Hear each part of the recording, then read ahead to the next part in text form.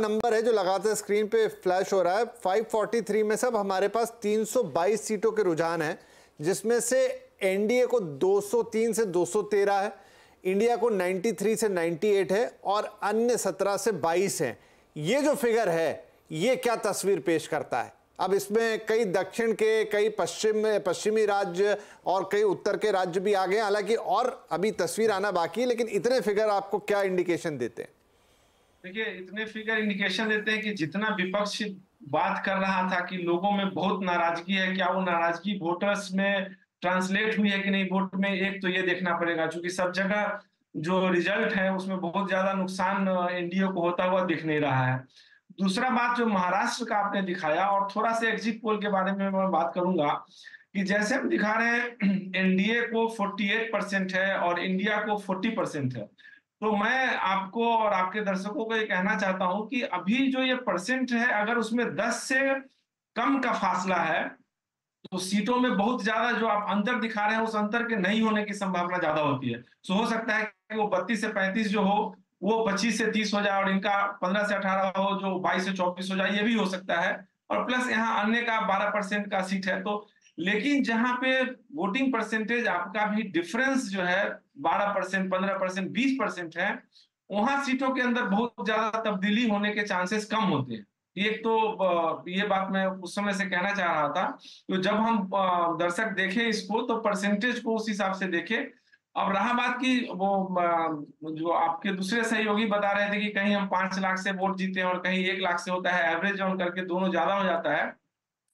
Exit poll का जो आपने सैंपल लिया होगा वो ऐसा अनइवन सैंपल हम नहीं लेते हैं। एग्जिट पोल में ऑलमोस्ट सारे पोलिंग स्टेशन के बाहर जब आते हैं वोटर वोट करके, तो वैसा उतना ज्यादा डिस्क्रिपेंसी हमारे उतना ज्यादा डिफरेंस हमारे सैंपल्स में नहीं होता है। ऐसा नहीं हुआ कि एक पोल से हमने 500 ले लिया, दूसरे पोल से हमने दूसरे बूथ से पोलिंग स्टेशन से हमने 200 ले लिया, तीसरे से 100 ले लिया।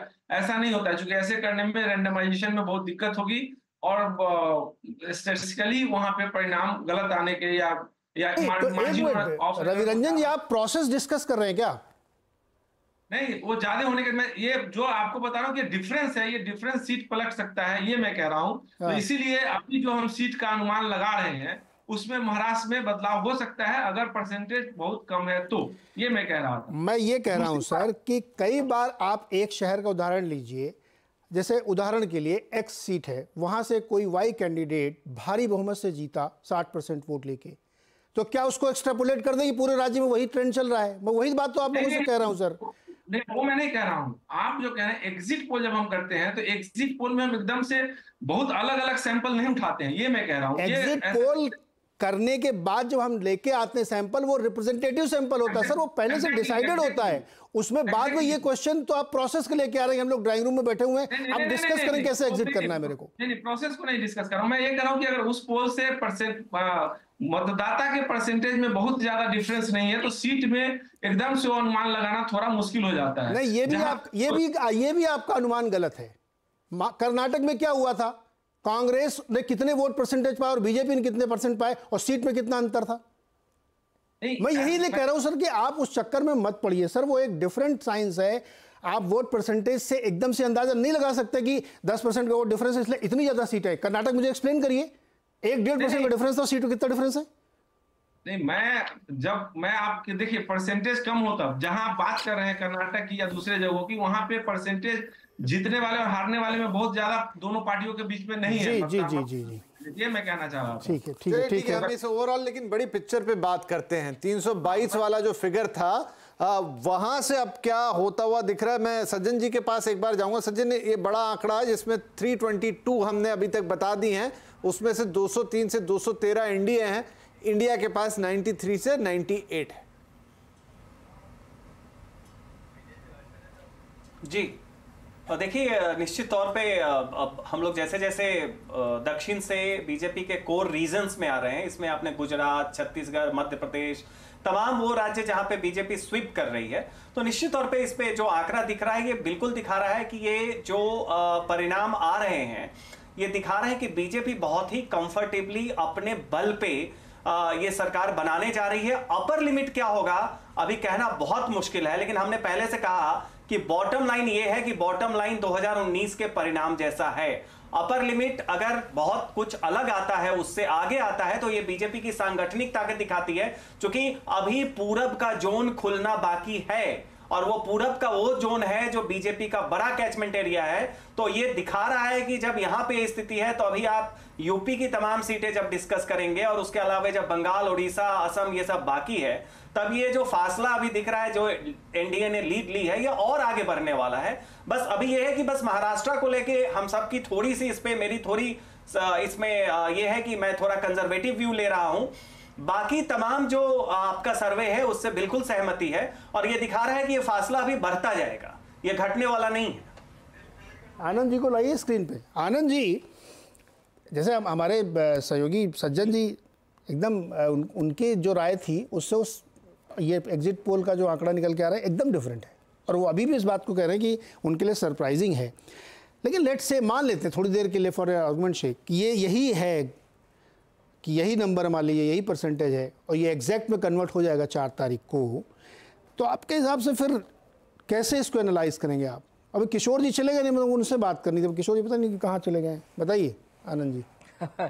अब ऐसा है नीरज जी, ऐसा है कि अगर यही नंबर आएंगे, यही परसेंटेज आएंगे, तब कोई क्या करेगा? घर पे थोड़ी बैठेंगे। अच्छा, फिर जनता के बीच में जाएंगे, फिर जनता का आशीर्वाद लेने की कोशिश करेंगे। जी जी जी, लेकिन ऐसा कल्पना में क्यों जी रहे हैं? आनंद जी आप कंटिन्यू करिएगा, मैं एक नंबर बता देता हूं, बस उसके बाद अपने जवाब में उसको भी जोड़ लीजिएगा। आनंद जी माफी चाहूंगा, तो ये हमारे पास अब जो है असम का नंबर आ गया है जहां पे 14 सीटों पर मुकाबला है। तो असम में 10 में से 13 सीटें एनडीए के खाते में जाती हुई दिखाई दे रही हैं। इंडिया गठबंधन 2 से 5 सीटों पर दावेदारी कर रहा है, अन्य के खाते में 1 जा सकती है। वोट परसेंटेज जिस पे काफ़ी बहस हो रही है यहाँ पर, वो भी देख लीजिए। 10 से 13 सीटों के साथ 48% वोट शेयर एनडीए अपने नाम कर रहा है और इंडिया के खाते में अच्छा, इस बीच जो नॉर्थ ईस्ट की ये तस्वीर है उसमें नॉर्थ ईस्ट और यूनियन टेरिटरीज मिलाकर 15 सीटों का यह आकलन है। 15 की 15 जो है वो एनडीए के खाते में जा रही है और इंडिया और अन्य के खाते में 0 है। ये तो मोटी पिक्चर है, लेकिन जो असम का नंबर हम दिखा रहे थे उसको दोबारा एक बार लेकर आएंगे। उस असम के नंबर पे थोड़ी और बातचीत करेंगे। फिर से वो स्लाइड एक बार यहाँ लेकर आते हैं असम वाली। तो 10 से 13 सीटें जो हैं वो 48% वोट शेयर के साथ एनडीए के पास। इंडिया 2 से 5 36% वोट शेयर। देखिए यहाँ भी वो नंबर जैसे 1 सीट आ सकती है अन्य के खाते में, वहाँ भी वो 16 दिख रहा है। नहीं, यहाँ भी देखिए इंडिया और उसके बीच में कितना डिफरेंस है, 48 और 36। और सीटें आप देखिए, तो कई बार वोट परसेंटेज इसलिए ना, वो जो भी हम लोग डिस्कस कर रहे थे, किसी एक सीट पे आपने बहुत ज़्यादा या 10 सीटों पे 5 सीटों में बहुत ज़्यादा मत मार ली तो वोट परसेंटेज आपको बढ़ा हुआ दिखेगा, सीटें भी उसी हिसाब से आपको दिखेंगी। तो ये असम का नंबर जोड़ा। आनंद जी अपनी बात कंप्लीट करिए, आप जो कर दी इसको भी जोड़ लीजिए उसमें। यहाँ भी 10 से 13 मिल रही है उनको 14 में। मैं ये कह रहा था नीरज जी, मैं ये कह रहा था कि आपके पैनल में बैठे बैठे बड़े बड़े समीक्षक, राजनीतिक विश्लेषक, सबने महाराष्ट्र पर आकर प्रश्न चिन्ह खड़ा किया है। कोई व्यक्ति यह नहीं कह रहा है कि नहीं, जो आपका एग्जिट पोल का आंकड़ा है वह सचमुच साबित होगा। लोग यही कह रहे हैं कि इतना 48% महायुति नहीं पा सकती, 27% बीजेपी पा सकती है, जबकि घटी है। फिर भी मैं बड़े दिल के साथ कहता हूं वो पा सकती है। उनके साथ जो नकली दोनों पार्टियां चली, उनके 2-2, 3-3% पकड़ लीजिए, 35-36 भी आ जाएं, 40 भी आ जाएं, लेकिन 48 महायुति नहीं पा रही है। जैसे ही आपका 48 40 के नीचे आ जाएगा, ये जो 32 से 35 है ये नीचे होके 15, 16, 17 पे आ जाएगा। यही बस फर्क है। बाकी आपके जो एग्जिट पोल है उसमें कोई प्रॉब्लम नहीं है, सब कुछ अच्छा है। जो एनडीए को आप बढ़त दिखा रहे हैं उसमें भी हमें कोई प्रॉब्लम नहीं है। लेकिन महाराष्ट्र में महायुति अपने दम पर, मतलब जो अपने तीनों चारों पार्टी मिलकर लड़ रहे हैं, वो अपने दम पर 32 से 35 नहीं पा रहे हैं। और जो महाविकास आघाड़ी है वो तीनों पार्टियां। अच्छा आनंद जी, अगर मान लो यही नंबर है तब भी आप कहोगे नकली हैं दोनों जो आप बार बार अंडरलाइन करके बोलते हो। यही नंबर आते हैं नहीं, यही नंबर अगर नीरज जी आते हैं तो जरूर हमारे वोट मांगने में, हमारे काम करने में कोई कमी रही है। हम जनता जनार्दन के पास वापस जाएंगे, क्योंकि आपको पता है 3 ही 4 महीने के बाद विधानसभा का चुनाव है। हमारे लिए भी बहुत बड़ा चिंताजनक ये प्रश्न चिन्ह होगा कि हम कहां कम रह गए। लेकिन ऐसा जब होना ही नहीं है, सब शुभ ही शुभ होना है, मंगलवार को काउंटिंग है और मंगल ही मंगल होना है, तो अमंगल के बारे में क्यों सोचे नीरज जी? नहीं, हम सब मैं आपकी एक बात से सहमत हूं। महाराष्ट्र में मैं भी 2 दशक हो गए मुझे रहते हुए।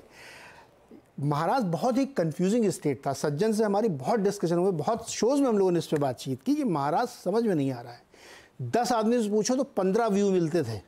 अब ये लेवल था कन्फ्यूज़न का। अब वो कई बार होता है कि आदमी बोल नहीं रहा है, कई बार हो सकता है कि आदमी बोलना नहीं चाहता है, कई बार हो सकता है उसको समझ में नहीं आ रहा है कि वे कर रहा है कि 4-5 लोग हो गए हैं, अब क्या करें। लेकिन जब मतदान देने गया तब कन्फ्यूजन नहीं था, तो एक ही बटन दबाना है, 2 दबाया तो कैंसिल हो जाएगा, तो इसलिए एक ही दबाया होगा उसने। मैं ये एज्यूम करके चल रहा हूँ। तो आपकी बात ये सही है, बहुत कन्फ्यूजन था महाराष्ट्र में। देखिए सज्जन अभी तक कन्फ्यूज़ है। सज्जन को अच्छा ये कन्फ्यूजन 4 तारीख तक रहेगा महाराष्ट्र को लेकर के। लेट्स सी, देखते हैं 4 तारीख को क्या होने वाला है, यहाँ पे क्या स्थितियाँ बनती हुई हैं। विपिन जी, तो अब तक हमारे पास जो है वो 543